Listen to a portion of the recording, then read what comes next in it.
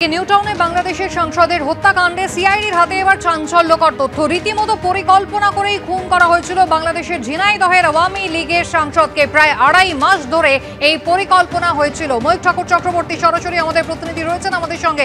ময়ূক, ইতিমধ্যেই অভিযুক্তকে আমরা জানি আদালতে নিয়ে আসা হয়েছে, সেক্ষেত্রে সিআইডি কি চাইবে? দেখো, সিআইডি অবশ্যই নিজেদের কাস্টাডির জন্য প্রেয়ার জানাবে এবং রিমান্ডে নেওয়ার পর এই অভিযুক্তকে নিয়ে গতকাল রাতে পোলেরহাট থানা এলাকার কৃষ্ণমাটিতে এই অভিযুক্তকে নিয়েই সিআইডি গেছিল। সে জানিয়েছিল যে এখানেই ওই এমপির বডি পার্টসগুলো ফেলা হয়েছে, কিন্তু গতকাল রাতের অন্ধকারে ভিজিবিলিটি কম থাকার কারণে কোনো বডি পার্টস রিকভারি হয়নি এবং অভিযুক্ত ঠিকঠাক জায়গাও দেখাতে পারছে না। সে রাতের অন্ধকারের একটা এক্সকিউজ দিচ্ছে। ঠিক সেই কারণেই সিআইডি আজকে নিজেদের হেফাজতে রিমান্ডে নিয়ে ওই অভিযুক্তকে নিয়ে দিনের আলোতে ওই কৃষ্ণমাটি এলাকায় তল্লাশি অভিযান চালাবেন এবং সেই কারণে ডিজাস্টার ম্যানেজমেন্ট টিমকে ইতিমধ্যে রিকিউজিশন দেওয়া হয়েছে। যদি জলের নিচ থেকে কিছু বার করতে হয়, ডুবুরির ব্যবস্থাও কিন্তু সিআইডি আধিকারিকরা ইতিমধ্যেই রেখেছেন। চাঞ্চল্যকর তথ্য এটাই যে 2.5 মাস আগে কসাই যে মুম্বাইয়ে থাকে, আমেরিকার যে মাস্টার মাইন্ড গোটা ঘটনায়, তিনি ওই জিহাদকে কিন্তু ডিপ্লয় করেন। 2.5 মাস আগে সে চলে আসে। আমরা এখন চিনার পার্ক এরিয়ায় রয়েছি।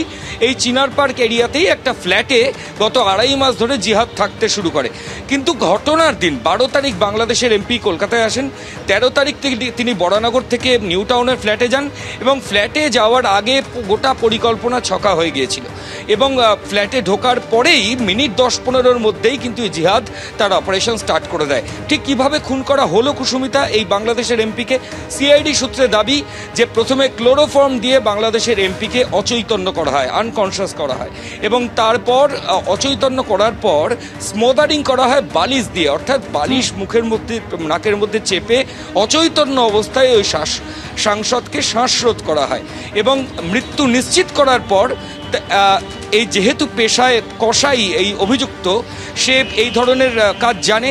তারপর সে ওই এমপির শরীরের যে চামড়া সেটা আলাদা করে বার করে নেয় এবং তারপর শরীরের যে বিভিন্ন বডি পার্টস সেগুলো টুকরো টুকরো করে কাটে, এগুলো বিভিন্ন প্যাকেটের মধ্যে ঢোকায় এবং তারপর দুটো ব্যাগে, যেটা এখনো পর্যন্ত পাওয়া যাচ্ছে, একটা ব্রিফকেস আর একটা হচ্ছে ট্রলি, এই দুটোর মধ্যে বেশ কিছু প্যাকেট ঢোকায়।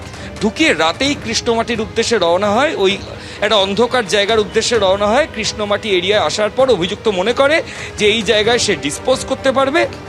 ব্যাগ থেকে প্যাকেটগুলো বার করে, প্যাকেট ফেলে, ব্যাগটাও ফেলে দেয় আলাদা জায়গায়। এখন সুপরিকল্পিতভাবে এই খুনের ঘটনা ঘটানো হয়েছে। আজ সিআইডি মূল অভিযুক্তকে নিজেদের হেফাজতে নিতে চাইবে। ময়ূক, ধন্যবাদ।